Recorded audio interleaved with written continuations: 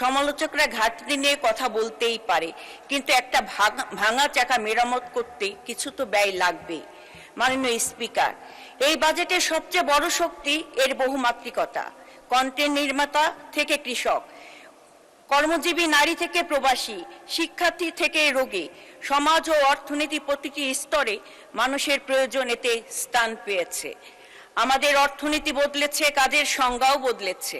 মাননীয় স্পিকার, একসময় সামাজিক যোগাযোগ মাধ্যমে কাজ করা তরুণের কাজকে কেউ কাজ মনে করত না, কিন্তু এই বাজেট তাদের সেই মেধাকে বৈদেশিক মুদ্রা যে অর্জন করছে তার স্বীকৃতি দিয়েছে। সব ধরনের কন্টেন্ট ক্রিয়েশন থেকে অর্জিত আয় করমুক্ত করা এবং ফ্রিল্যান্সারদের সেবার উপর বিদ্যমান 15% ভ্যাট প্রত্যাহারের প্রস্তাব দিয়ে এই বাজেট স্পষ্ট করেছে ক্যামেরার সামনে দাঁড়ানো কিংবা ল্যাপটপের পিছনে তরুণ জাতীয় অর্থনীতির নির্মাতা। সংস্কৃতিও এই বাজেটে শুধু আবেগ এবং আনুষ্ঠানিকতার মধ্যে সীমাবদ্ধ রাখেনি। বাদ্যযন্ত্র, চলচ্চিত্র নির্মাণের আধুনিক সরঞ্জাম, শুল্ক কমানো এবং সৃজনশীল অর্থনীতির জন্য তহবিল গঠনের উদ্যোগ প্রমাণ করে সংস্কৃতি এখন কর্মসংস্থান, উৎপাদন ও রপ্তানির একটি শক্তিশালী ক্ষেত্র। মাননীয় স্পিকার, শিক্ষা খাতে 1,36,606 কোটি টাকা বরাদ্দ দেওয়া হয়েছে। প্রান্তিক শিক্ষার্থীদের জন্য মিড ডে মিল সম্প্রসারণ, শ্রেণীকক্ষে প্রযুক্তির ব্যবহার এবং মেয়েদের স্নাতক পর্যন্ত বিনামূল্যে শিক্ষার উদ্যোগ প্রমাণ করে এই বাজেট শুধু আজকের ব্যয় নয়, আগামী প্রজন্মের সক্ষমতা বিনিয়োগ করেছে। মাননীয় স্পিকার, ক্ষুদ্র নারী উদ্যোক্তা এবং বিশেষ চাহিদা সম্পন্ন উদ্যোক্তাদের জন্য ব্যবসায়িক লেনদেনের আয়কর মুক্ত সীমা 70 লাখ টাকা প্রস্তাব করা হয়েছে, যেখানে সাধারণ ক্ষেত্রে 50 লাখ ছিল। কারণ সমতা মানে সবাইকে এক জায়গায় দাঁড়া করানো নয়, যিনি বেশি বাধার মুখোমুখি হন তাকে এগিয়ে যাওয়ার বেশি সুযোগ দেয় এর প্রকৃতি অন্তর্ভুক্ত। মাননীয় স্পিকার, নারী নামে 41 লক্ষ ফ্যামিলি কার্ডের জন্য 14,500 কোটি টাকার প্রস্তাব করা হয়েছে এই বাজেটে। এর উদ্যোগ পরিবারে নারীর অর্থনৈতিক কর্তৃত্ব ও সিদ্ধান্ত গ্রহণের ক্ষমতাকে শক্তিশালী করবে। শুধু প্রশংসা দিয়ে নারীর অর্থনৈতিক স্বাধীনতা আসে না, তার হাতে অর্থনৈতিক ক্ষমতা দিতে হয়। এই বাজেট বক্তৃতার মর্যাদা নয়, এ বাজেট অধিকার দিয়েছে। মাননীয় স্পিকার, আমি একজন ব্যাংকার হিসেবে কাজ করেছি, একজন আইনজীবী হিসেবেও কাজ করেছি। আমি একজন মা হয়ে সন্তানের দায়িত্ব পালন করেছি, সামলেছি সন্তানকে।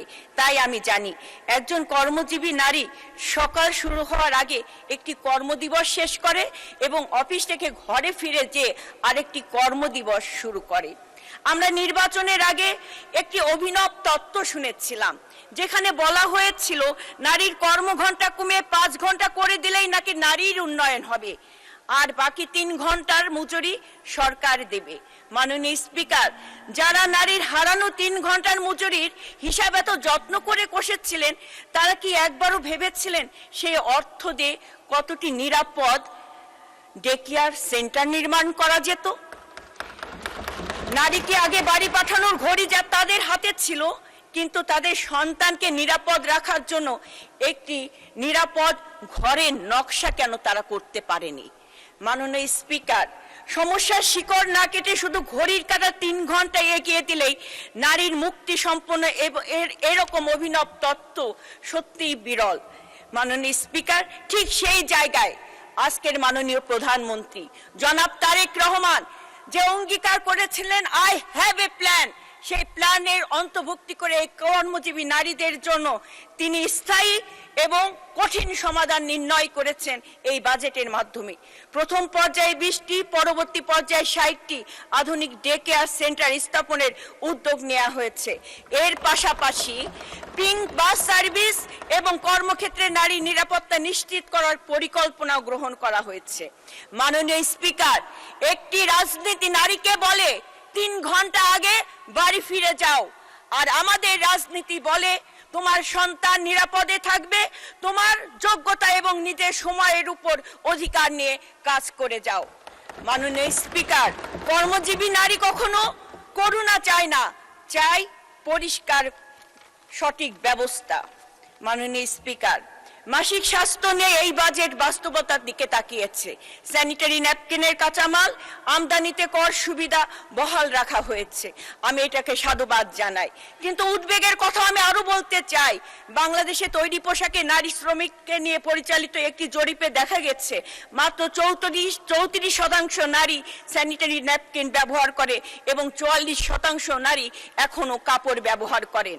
যাদের শ্রমে দেশের অর্থনীতি, বৈদেশিক মুদ্রার ভান্ডার সমৃদ্ধ হয়, তারা যদি এই নিরাপদ মাসিক স্বাস্থ্যপূর্ণ ব্যবহার করতে না পারে, তবে এর লাভটা কি? এই স্বাস্থ্য ব্যবস্থার লাভটা কি? মাননীয় স্পিকার, মাসিক কোনো লজ্জা নয়। লজ্জার বিষয় হলো মাসিককে ঘিরে আমাদের এই দীর্ঘস্থায়ী ট্যাবু এবং নীরবতা। এই ট্যাবুই নারীকে কষ্টকে অদৃশ্য করে, এই ট্যাবু স্বাস্থ্য ঝুঁকিকে আড়াল করে এবং একটি জৈবিকভাবে অনিবার্য প্রয়োজনের বিলাসিতার মতো বিবেচনা করতে শেখায়। তাই আমি মাননীয় স্পিকার, আপনার মাধ্যমে আহ্বান জানাতে চাই, স্যানিটারি ন্যাপকিনকে নিত্য প্রয়োজনীয় ভোক্তা পণ্য হিসেবে বিবেচনা করে এর মূল্য এবং বাজার প্রাপ্যতার তদারকির আওতায় আনা হোক। চাল, ডাল, তেলের মূল্য নিয়ে যদি আমরা উদ্বিগ্ন হই, প্রতি মাসে নারী। মাননীয় সদস্য, আপনার সময় শেষ, বক্তব্য শেষ হয়েছে, আর 3 মিনিট দেয়া হলো। ধন্যবাদ। ধন্যবাদ মাননীয় স্পিকার। এই বাজেটে কৃষকের উৎপাদন ব্যয় কমাতে সার এবং কীটনাশকের ছাড় দিয়েছে। ক্যান্সারের ওষুধ, হার্টের রিং এবং ডায়ালাইসিস ফিল্টার কর কমানো হয়েছে। প্রবাসীদের জন্য প্রবাসী কার্ড এবং দক্ষ কর্মীদের জন্য স্মার্ট স্কিল ব্যাংকের ব্যবস্থা করা হয়েছে। তারপরেও কি বলা হবে কৃষকের জন্য কিছুই নেই, রোগীর জন্য কিছুই নেই, তরুণের জন্য কিছুই নেই? মাননীয় স্পিকার, বিরোধী পক্ষকে আমি আহ্বান জানাই, স্লোগান দিয়ে নয়, সমাধান নিয়ে আসুন। কেবল অকার্যকর, জনবিরোধী, কিছুই নেই শব্দ 3টি পালাক্রমে উচ্চারণ করলেই বাজেট বিশ্লেষণ করা হয় না। অন্ধকারের কথা বলে সংসদ কখনো আলোকিত করা যায় না, আলো জানালো পথ তো দেখাতে হয়। মাননীয় স্পিকার, এটি এমন একটি বাজেট যা একদিকে যেমন বিনিয়োগ বান্ধব, তেমনি সাধারণ মানুষের মুখে হাসি ফোটানোর প্রতিশ্রুতি বহন করে। আমি মনে করি এই বাজেট বাস্তবায়িত হলে শিক্ষা, স্বাস্থ্য এবং প্রযুক্তির অভাব ঘুচবে, তরুণের স্বপ্ন পাখা মেলবে, বাংলাদেশ একটি ক্ষুধা দারিদ্র মুক্ত দেশ হিসেবে অভিযাত্রা শুরু করবে। তাই আমি মাননীয় প্রধানমন্ত্রী জনাব তারেক রহমান এবং মাননীয় অর্থমন্ত্রীকে এই সাহসী বাজেটের জন্য ধন্যবাদ জানাচ্ছি। সেই সাথে মাননীয় স্পিকার, আমাকে সময় দেওয়ার জন্য আপনাকে ধন্যবাদ জানাচ্ছি, কৃতজ্ঞতা জ্ঞাপন করছি। ধন্যবাদ।